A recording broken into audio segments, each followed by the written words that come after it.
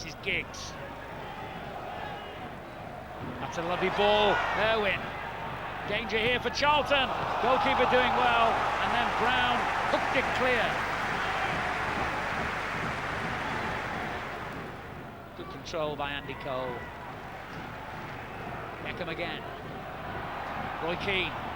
Cole's run into the penalty area. That's opened up the space for Keane. Nicky Butt will hit it. That was close. Redfearn. United have it back with Keane, and that's a good ball finding David Beckham. Now they've got Yorke and Cole and Giggs all in a forward position, and Giggs hits it, and that's a marvellous one-handed save by Royce in the Charlton goal. Stam gets up well, and the ball back out to Giggs, and turned forward by Berg. That was close. That was close. Andy Cole doing well against Rufus. But again, Charlton determined in the middle of the field. Hunt for that. Robinson down the right. Well played. Pringle in the middle. He looked for him. He was tugged over, I'm sure, by Gary Neville. I have to say, from my angle, that looked a very valid penalty claim on Charlton's part. The referee has shaken his head and said, play on. Well, he certainly made contact with Pringle. Schmeichel comes into the crowd and he's missed it. Redfearn's shot. Should have done better, really. Neil Redfearn, a player with such a good goal-scoring record as him, would have expected to hit the target there, and if he'd done so, he would have scored. Rufus opts for the long ball. Redfearn onto it. And that's a great little ball to Hunt. Pringle's unmarked in the middle. He's gone alone.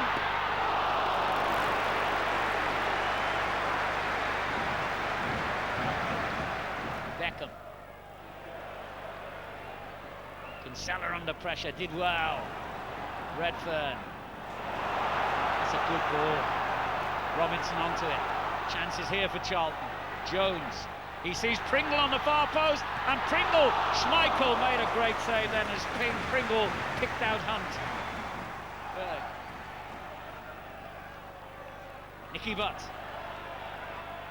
Good run here by Nicky Butt, and gets it back from Cole. The final touch let him down. Crowd wanting to play long there, or the United crowd, he does. Giggs gets it forward. Andy Cole up against Brown. Danger for Charlton here. Still Brown. Lays it on for Nicky Butt. Once again, frustration for Nicky Butt. Hit high towards Roy Keane. The downward header finds Cole. Cole couldn't find the room to make the shot, though. Neville's there to win it back. Now Paul Scholes for Manchester United. That's a great little ball. And danger here. It's a goal! Unbelievable finish!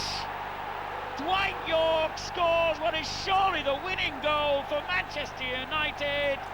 And how important will that goal prove to be at the end of this Premiership season for both clubs? It really was a further indication, if ever Alan Kirbishley needed any more clues, that in the Premiership you've got to keep concentrating right to the end, otherwise you're punished. And cruelly punished they have been here today. They must have felt, Kirbishley's team, that they were on their way to a valuable point. They've ended up with nothing because of Dwight Yorke.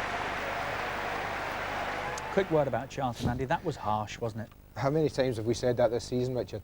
And Alan Kirbishley, I mean, I don't know what he did. He's not ran over one cat, he's ran over 2 or 3 this season, I think, the way his ill fortune has gone.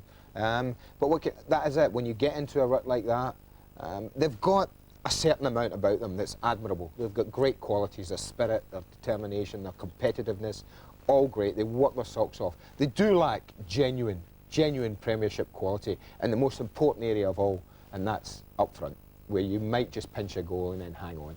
And it was no more noticeable than in the last minute when Yorke gets half a chance and scores. But you have to have some sympathy with him. And yet again, put everything into the game. I bet there wasn't a player there that could stand after that.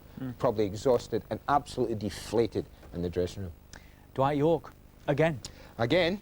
£12 million bargain. Well, I always did say to you, I said to you, asked me, I think about a year ago, I think you and I were chatting about, just about this time Manchester United started to wobble, stop scoring goals. I can remember you saying to me one night, what would you do if you're Alex Ferguson? I said, I'd phone up Aston Villa and say, how much do you want for Yorke? I never had a doubt that this lad would go there and be anything but the success he has. Flourish on that stage, and we've mentioned that before. It was made for him, wasn't it? It frightens other people, it frightens some strikers, and it has done through the years. But people like Cantona and now Yorke have gone there and just said, this is what I was born to do. This is what I was born to play. And he's showing that. And this is a great goal. It's a great goal in many respects because it owed an awful lot to Paul Scholes. Do you know the difficulty, Richard, in when you're... they're all right here. I mean, you look at the marking here, they're fine there. They've got a man over. They've got 2v1 at the back stick here. They've got plenty of players. And what they do, they actually start to shove Scholes wide, which is perfect. Don't dive in. They're shoving him wide, But for Scholes from here, Richard, to be able to drop that there, takes some doing. In what, 6 yards? Oh, but it's not just that, it's to get your foot round it. Yeah. I mean, most players would have done that because they couldn't get their foot round it. That's what I mean, he's kept it so tight, hasn't he? Yeah, and the keeper would have come and collected it. But he just said to Dwight Yorke, here you go. It's a brilliant cross. He's not noted for his back post headers, Yorke, but you see how early he goes up. He's up nice and early.